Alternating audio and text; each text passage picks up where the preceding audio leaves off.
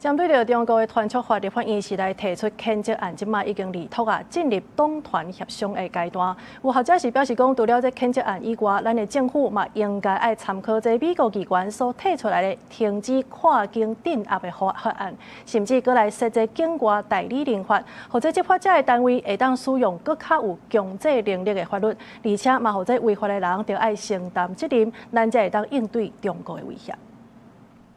針對中國民族團結進步促進法對台灣的威脅，咱立法院提出譴責案，拜二已經政府議托進入黨團協商的階段。不過學者指出，目前譴責案若是通過，是對外代表咱國政府的態度。後續嘛應該參考美國跨黨派機關提出的停止跨境鎮壓法案，甚至設立境外代理人法，用強制力的法律，才會當應對中國下國鎮壓的無理行為。我也發現中共的這個跨國鎮壓，它已經成為是國際社會的民主國家高度關注的事項。中共對台灣的無論是灰色執法或是跨國鎮壓，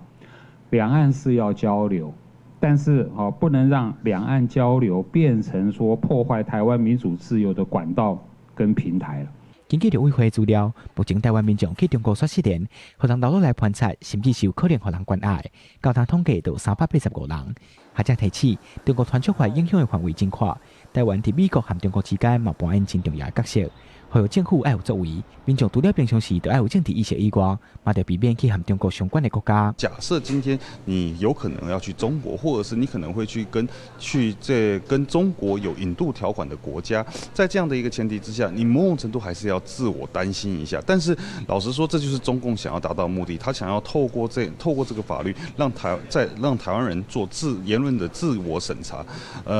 簡單來說啊，事實上我覺得最好的方式就是，如果你盡量都不去這些可能會發生問題的國家，大概就沒有這樣的一個風險。陸委會嘛提醒，民眾除了出國要注意家己的安全，未來陸委會嘛發布安全指引手冊，讓在海外的民眾和留學生知影要安怎應對中國的作為。記者桂宗林、王志剛台北報道。